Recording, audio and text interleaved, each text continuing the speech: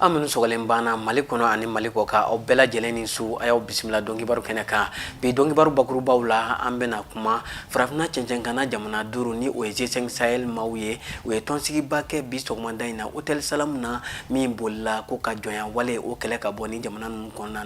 amina kuma o kan bi dongi baru konna na ni o temana ka boy kibara wara o bambulo minum bela jelambe na lase awma ka beni bi trata juin kalo tile segi samba fla ani mugani kele ayo bismillah.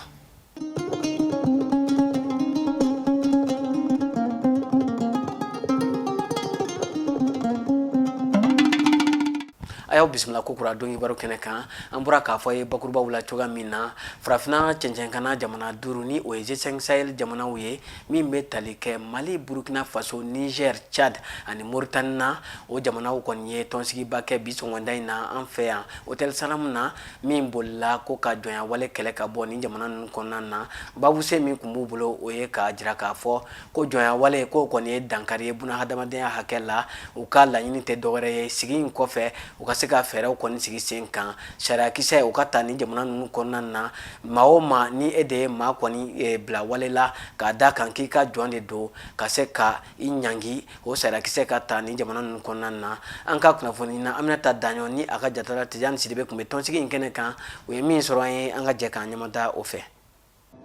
joya e wale cɛ jugu ye min tun bɛ diɲɛ jamana fan bɛɛ jamana caman y'a kɔn ka bɔ u ka dugukolo kan nka hali sisan a bɛ jamana caman kɔnɔ kɛrɛnkɛrɛnnenya la Mali jamana ka fara farafina cɛncɛn kan jamana tɔw kan jɛkulu minnu sigilen don wale cɛjugu in kɛlɛli kama Sahel jamanaw kan u ye nin fara ɲɔgɔn kan jɛrɛba in sigi walasa ka se ka welewelemada kɛ ka ɲɛsin jamana ɲɛmaw diinɛ ɲɛmaw politikimaw laadalamaw ka fara société civile kan u ka se k'u fanga fara ɲɔgɔn kan ka fɛɛrɛ kɛ min b'a to jɔnya wale bɛ se ka kɛlɛ ka bɔ an ka jamana kɔnɔ. Caman bɔra jɔnya la yɔrɔ dɔ la fana a bɛ wuli de parce que mɔgɔw b'a dɔn sisan de kɔrɔn fɛ caman bɔra jɔnya la caman bɔra jɔnya la bi parce que mɔgɔ caman b'u ka jɔn bila u bɛ nafolo dɔ d'u ma pour que ka se ka sigi n'an taara kɔrɔn fɛ yɔrɔ o yɔrɔ ni jɔn bɛ yen n'a b'a fɛ ka o jɔnya la an bɛ se ka dɛmɛ ka matigi ye ale généralement ale bɛ dɔ di puis ale b'a fɛ ka an ka sutura an kana kuma ni bɔ jama ka mɛn mɔgɔ ka mɛn mais an ka kɛlɛ nin na an sera Kayi jamana na Kayi jamana jɔnya kɛra comme ko ba de ye c'est-à-dire que mɔgɔ bɛ waso ni jɔnya ye jɔn bɛ n bolo donc a bɛ kɛ ni jɔn t'i bolo comme i tɛ hɔrɔn ye o de bɛ kɛ ko ka kunkolo la alors que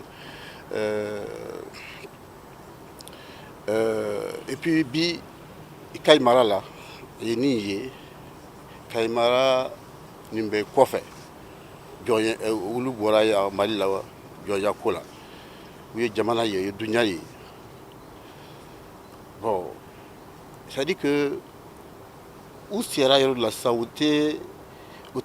Mali yɛrɛ de fɛ tuguni parce que u t'a fɛ ka taa ka ka u ka dugu la parce que u ka den ni sɔrɔ Faransi u b'u lajɛ u tɛ ka f'u ye ko olu ye jɔn ye u ka yɔrɔ la donc a bɛ problème caman de lase u ma donc olu de wulila pour que ka fɔ u ka matigi ye sisan aw kana wele jɔn o de sera balaw na. Jateminɛw y'a yira k'a fɔ ko maa caman de ka hakɛw bɔsilen don la kosɛbɛ an ka jamana fan dɔw la kɛrɛnkɛrɛnnenya la Kayi ni Kulikoro mara ani an ka jamana kɔrɔnfɛla wa min y'a la ko jugu ye ko sariya fosi tɛ yen mun bɛ jɔnya wale kɛlɛ ka bɔ Mali kɔnɔ. Kayi mara la a ye dugu hakɛ nin ye ni problème wulila la dɔw bɛ yen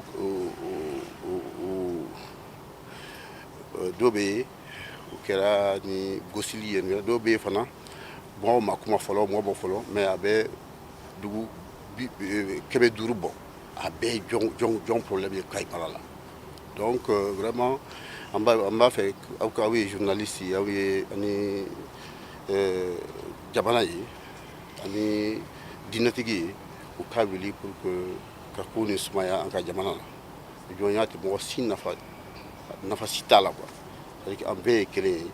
an kan ka bolo di ɲɔgɔn ma pour que an ka se k'an ka baara jamana baara sariya tɛ Mali la min bɛ jɔnya kɛlɛ o de ye problème ye parce que Niger loi dɔ bɛ yen jɔnya loi dɔ bɛ yen Mauritanie a bɛ yen a bɛ Tchad mais a tɛ Mali la c'est-à-dire que nin bɛ Mali la ni gosila ni taara u b'a fɔ ko bon comme i ye mɔgɔ gosi u bɛ o de juger mais i gosila mun de la parce que mun de y'a kɛ mɔgɔ y'i gosi parce que i murutila jɔnya la o tɛ a sariya tɛ yen u bɛ nin juger jɔnya conséquence de ye mais jɔnya tɛ o tɛ jɔnya de juger o de ye problème ye ka jamana la sisan an bɛ dugawu kɛ mɔgɔ ka dɔn Kayi mara la ko nafa si tɛ jɔnya la c'est-à-dire que jɔnya a bɛ mɔgɔ lasigi kɔfɛ de ni an bɛɛ kɛra kelen ye an bɛɛ bɛ se ka bolo di ɲɔgɔn ma ka an ka dugu n'an ka jamana baara o de y'an ka hɛrɛ de ye silamɛya bɛ jɔnya kɛlɛ an ka diinɛ an ka laada yɛrɛ bɛ jɔnya kɛlɛ bɔn b'a fɔ ko laada don u bɛɛ ye nkalon de an ka laada yɛrɛ bɛ jɔnya kɛlɛ. Ni hakili jagabɔ kɛnɛ in kan miniti kelen tasibila kɛra ka ɲɛsin maa minnu ni tora jɔnyawale da fɛ olu ma. Ni o tɛmɛna ka bɔ yen an ka jamana cakɛda minnu ka baara ɲɛsin bɛ malokoɲɛw ma u ye ɲɔgɔn ye ba kɛ bi sɔgɔmada in na hôtel Olympe la min kɔni bolila u ye sanni min kɛ an ka malow la an fɛ yan jamana kɔnɔna na foroba cakɛdaw ye min bɛ tali kɛ ka ta san 2019 ka taa bila san 2020 na u ye o sanni min kɛ ko o baaraw fɛsɛfɛsɛ ɲɔgɔn ye a kɛra bi sɔgɔmada in na an ka kunnafoni dila Bakari Kone a kɛra ale ɲɛnɛ sigi in tɛmɛnen a y'a ka kuma galamani tangu a ko maa ɲɛmaa la a ye min fɔ an ka jɛ k'o lamɛn. Ifrizi ye tɔn ye gouvernement Mali gouvernement a ka loi d'orientation agricole kɔnɔ a y'a ɲini mɔnɔw de ka bɔ mɔnɔ o ye i b'a sɔrɔ suman dɔ bɛ yen wali sumankulu dɔ bɛ yen olu faralen bɛ ɲɔgɔn kan i n'a fɔ saɲɔ ni keninge bon ou bien fini ni fɛn wɛrɛw ou bien malo dama o ye produit kelen ye donc olu ka se ka fara ɲɔgɔn kan fɛn o fɛn b'a mɔnɔ bɔ malo mɔnɔ bɔ u bɛɛ lajɛlen ka fara ɲɔgɔn kan u ka kɛ tɔnba kelen ye donc a bɛ i n'a fɔ ni ye surugu ni fɛngɛ bila ɲɔgɔn kan bakɔrɔnin bila so kelen kɔnɔ i ko si kana balo si la donc fɛn bɛɛ ten mais n'a y'a mɔnɔ bɔ cikɛla ye malo san a ka foro fɛ a kilo kelen san a ka foro fɛ joli a b'a fɔ n y'a san an ka foro fɛ nin da in na a bɛ na n'a dalilu ye a tɛ fɔ kun fɛ n ye nin engrais hakɛ in de don n ye nin dépense hakɛ in de kɛ bon bayɛlɛmanikɛla fana b'a fɔ ne ye nin musaka hakɛ in de kɛ donc sanni feere fana min bɛ taa san ka taa feere a b'a fɔ ne ye nin musaka in kɛ n ye banque juru ta banque la n ye nin transport in kɛ n ye nin tile hakɛ in kɛ bɛɛ b'i ta fɔ n ye nin don transport la transport fana b'a ta fɔ maintenant a b'a lajɛ k'a daminɛ malo sanna foro fɛ sɔngɔ hakɛ min na ani feerelikɛla ka kan k'a feere da min na walasa a kana caya dumunikɛla ma aw ka kan k'o fɛɛrɛ de tigɛ aw ni ɲɔgɔn cɛ donc a b'a lajɛ mɔnɔ na tɔnɔ minnu sɔrɔla mɔnɔ kɔnɔna na o furancɛ la a b'a tɔnɔ tilan aw ni ɲɔgɔn cɛ mais maa si kana taa maa si ka tɔnɔ dun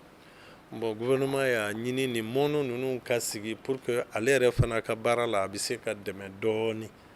a bɛ se nin bɛna kɛ sababu ye ka se ka dɛmɛ lase gouvernement ma o de kama a ye achat institutionnel achat ninnu a y'a yamaruya an ka se k'a kɛ bon achat ninnu fana n'a bɛ kɛ a bɛ kɛ sababu ye fana an bɛ se ka minɛni kɛ an yɛrɛ la. Jɛkulu min ka wuli ka jɔ ye bɛn ni kelenya ka sinsin an ka jamana kɔnɔ ni o ye reject maaw ye o ye ɲɔgɔn ye ba kɔni don kunungo hôtel Radisson na min baarakuncɛ baaraw kɛra bi sɔgɔmada in na u ka ɲɔgɔn ye bolila min kan o de ye an ka jamana cɛmancɛ fanga a bɛ se ka kokɔrɔma don ni hakilinaw ye cogoya min na walasa a foriko o bɛ ɲɛ cogoya min na an ka kunnafoni na Umar Tarawele ale y'a kɛnɛ seereya a y'an sama min na an ka jɛ k'o lajɛ. An ye thème baden de aborder an ye baara kɛ transition bɛ se ka kɛ togoya mun na a ɲuman bɛ se ka kɛ togoya mun na walasa maliyɛn bɛɛ ka nafa sɔrɔ a la an ye baara kɛ walasa élection minnu bɛ nali an yɛrɛ ka apport bɛ se ka kɛ mun ye walasa yanni o élection cɛ o élection tuma o élection in kɔfɛ an jeunesse bɛ se ka kɛ cogo di walasa kɛlɛ ni danfara wale kana tɛmɛ a la a élection ka kɛ une élection légitime ka kɛ légitime malien bɛɛ b'u yɛrɛ ye élection kɔnɔna la walasa n'an tilala ka président mun choisi a danfara wale kana bɔ a la a kana bɔ a la k'a fɔ ko non ni président ye an ma nin ta a banna donc an bɛ fɛ ka engager au sens kan an kumana tuguni an denmisɛnninw an jeunesse an ka apport bɛ se ka kɛ mun ye an ka engagement politique la an ka engagement communautaire la Bamako kɔnɔ dɔrɔn tɛ dɛ mais Mali fan 14 bɛɛ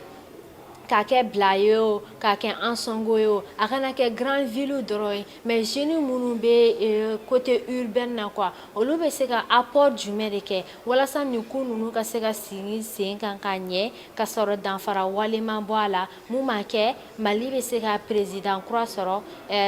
par rapport à qui est légitime qui est vraiment reconnu par tous les Maliens. Après an tilala ka kuma aspect paix et cohésion sociale kan an bɛ se ka kɛ cogo di action fɛn fɛn passera ni mɔgɔw kumana bɛn kan mɔgɔw kumana cohésion sociale kan mɔgɔw kumana vivre ensemble kan mais anw bɛ se ka mun kɛ encore plus mun bɛ se ka kɛ anw yɛrɛ ka fanga ye walasa k'a kɛ en sorte Mali yɛrɛ fɔlɔ a tun bɛ cogoya min na bɛn ni kelenya ka na Mali ni ɲɔgɔn cɛ an ka fɛn bɛ se ka bila o kan et lutter contre l'extrémisme violent fagali jugu minnu bɛ ka kɛ jamana fan 14 bɛɛ k'u ni ju tɛ ka dɔn mun fɛn fɛn la an bɛ fɛ k'o facteur in faamuya k'a kɛ en sorte an ɲɔgɔnna bɛɛ lajɛlen k'a faamuya walasa dafara wale ka se ka bɔ o la quoi.